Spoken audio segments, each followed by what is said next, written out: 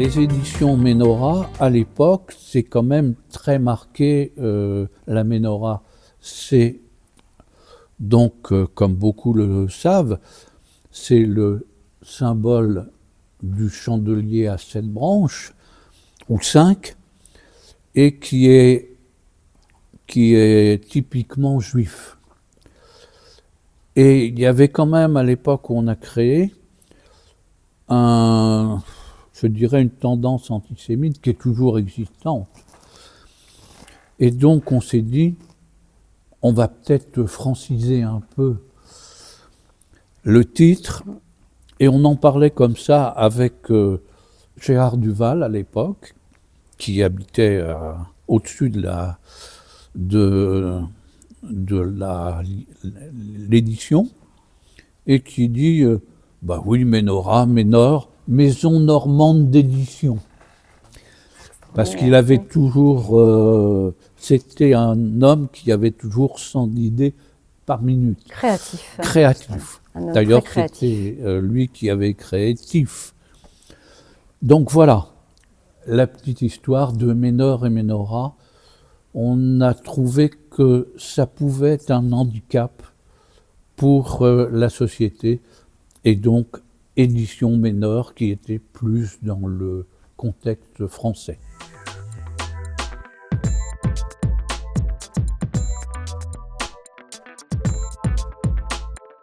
Oui. On ne fait jamais tout seul, en fait. On ne fait jamais seul. On fait jamais tout seul. Bon, comme je l'ai dit, il y avait Bernard Varlet pendant des années. Il y a Colette aussi. Oui. Colette Gosse. Qui était d'un appui, d'un soutien important. Et puis il y a aussi Catherine Levasseur, qui parle parfaitement l'anglais et qui pouvait nous apporter un complément aussi. Donc, et qui spirituellement parce qu'il y a aussi ça, si tu veux, il y a l'aspect spirituel. Ménor fait des sujets spirituellement solides. Donc, comme disait Annette, on a eu des titres qu'on nous a proposés. On sait par la suite qu'ils ont été édités par un autre créneau. Ça a très très bien marché. Mais bon, je ne vois pas l'intérêt de dire qu'au ciel, il y a des Cadillacs rouges, etc., etc. La véracité de ce genre de sujet me pose question. Donc, devons-nous le faire? On a dit non. On préfère ne pas le faire. Bon, bien que c'est un sujet qui attire le ciel, c'est toujours on peut dire beaucoup de choses. C'est un sujet qui intéresse beaucoup et qui attire beaucoup, je dirais, un certain public, mais c'est pas notre. Oui, c'est ça, c'est pas notre fond de. Notre ligne éditoriale, en fait, voilà. C'est ça aussi. Oui. Ouais. Et donc, on préfère pas faire que de partir dans pas du n'importe quoi, mais voilà. Quand il y a doute, en fait. Quand on doute, quand on n'est pas sûr, on préfère laisser tomber. Voilà. Je pense que Ménor a une certaine réputation de sérieux, de livres, je dirais forts, de livres qui apportent. Et donc, c'est pour ça aussi qu'on disait tout à l'heure, il y a des titres qui datent depuis 30 ans et qui continuent à se vendre. Quand même beaucoup moins qu'au démarrage, mais qui continuent à se vendre régulièrement et qu'on réimprime régulièrement. Ce qui veut dire qu'il y a toujours un besoin sur ces sujets.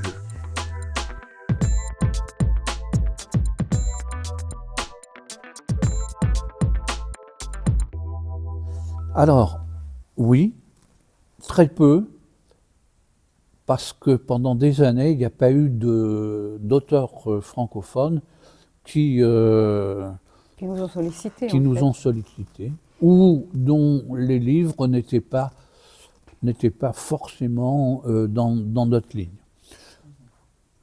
Une redite pour imprimer, etc., ça ne nous intéressait pas.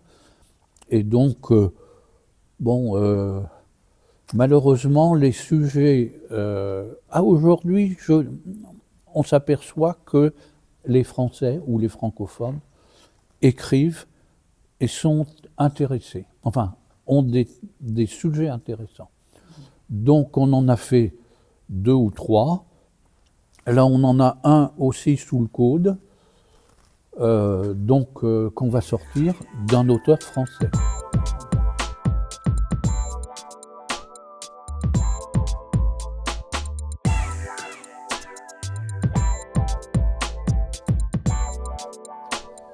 Oui, mais on ne sait pas pourquoi.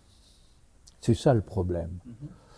Et j'étais très ami, enfin je suis toujours, mais il a arrêté son travail.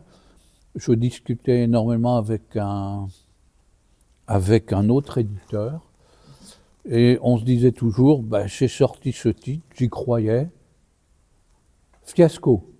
Pourquoi ? Il est excellent, j'en sais rien, mais en tout cas, il ne marche pas.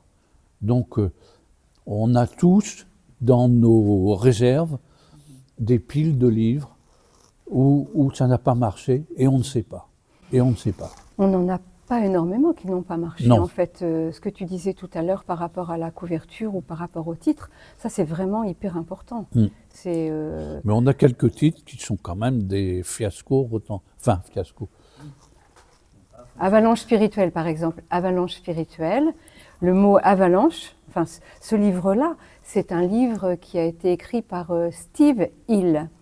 Alors, pour la petite histoire, cet auteur, en fait, il est mort et il est revenu à la vie pour...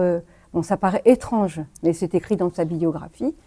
Et il a fait ce livre et après, il est mort. Aujourd'hui, il est mort. Et c'est un livre qui est intéressant, mais c'est vrai qu'il n'a pas du tout rencontré de succès.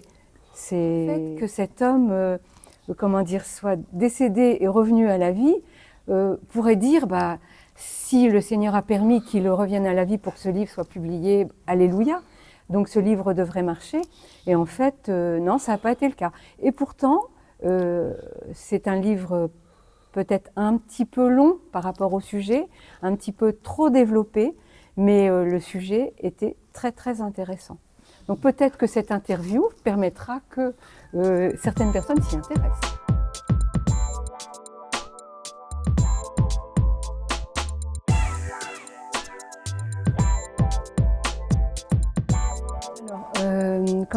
Appel, je ne peux pas forcément dire que c'est un appel, c'est plutôt en fait l'édition qui est venue à moi et qui m'a fait un petit appel du pied.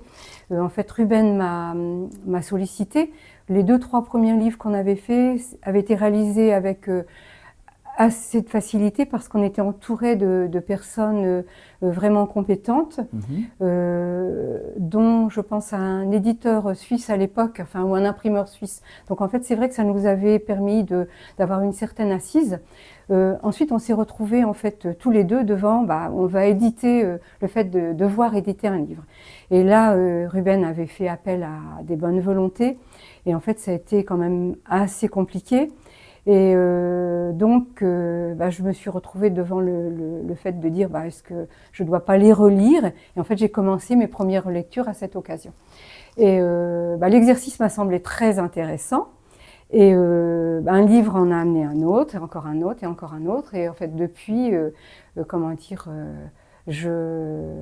j'assure ce service auprès de Ruben. En ce qui concerne la librairie, c'est différent parce que Colette m'avait sollicité, donc je l'ai. Colette Gosse. Colette Gosse, pardon, oui, m'avait sollicité, puis je l'ai aidée avec plaisir. Et maintenant, Colette s'est retirée et j'ai repris le flambeau, donc je suis ravie de pouvoir faire ça. Je crois que je n'ai pas répondu à la totalité de la question. Par rapport à l'appel, voilà. Par rapport à l'appel, en fait, avec Ruben, comment dire, on avait reçu une prophétie il y avait une prophète qui était venue à l'église qui s'appelait Claire Lachère à l'époque sur l'invitation de Monsieur Schinkel, et à la suite d'une d'une convention ou enfin d'un message, on était allés la voir tous les deux, et en fait elle nous avait donné une prophétie nous disant que notre travail allait toucher beaucoup de personnes. Donc en fait on s'est aperçu que finalement on était déjà un petit peu rentrés dans ce qu'elle nous disait, et voilà, c'est quelque chose qui nous soutient quand il y a beaucoup de travail, ou voilà, quand la tâche est un peu plus lourde. Et il y avait une parole inspirée de Dieu, oui, voilà, qui vous a encouragé voilà, dans votre service. C'était une parole vraiment encourageante.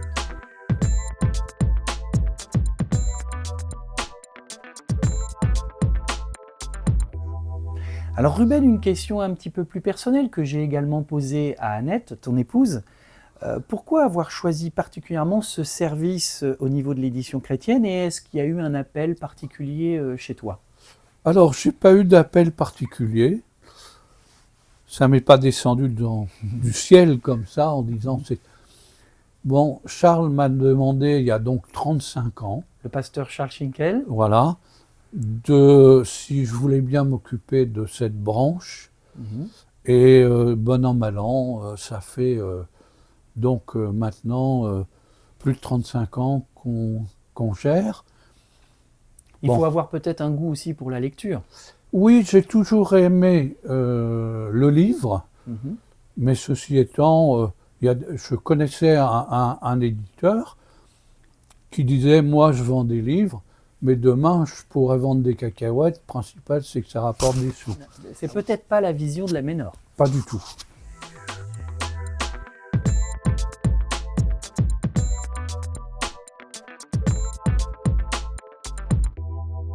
Peut-être pour moi cette question. Oui, vas-y. Parce qu'on a eu à plusieurs reprises des délais à tenir.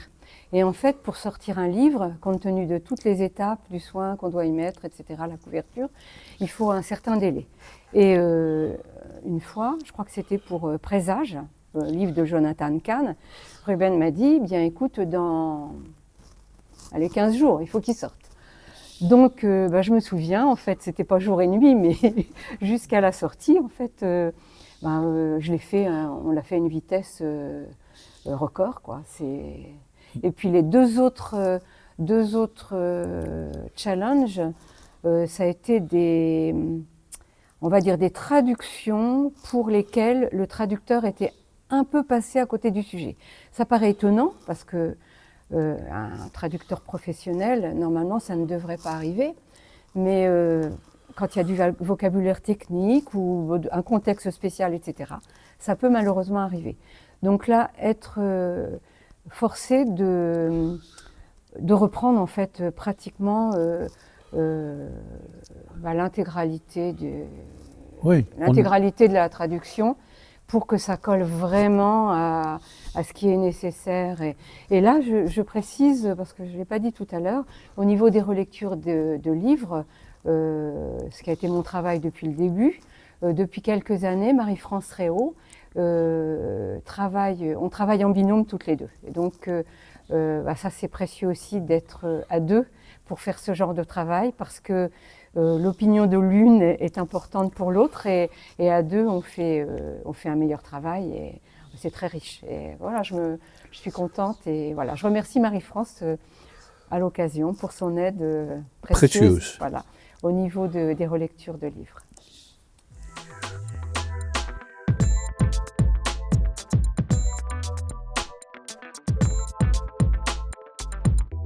On a un site, éditionménor.com, et on a la CLC qui nous diffuse, et qui est notre plus gros diffuseur. Et pour la Suisse, on a aussi un diffuseur, RDF, et en Belgique, Centrale Biblique, ce qui fait qu'on a plusieurs points de diffusion.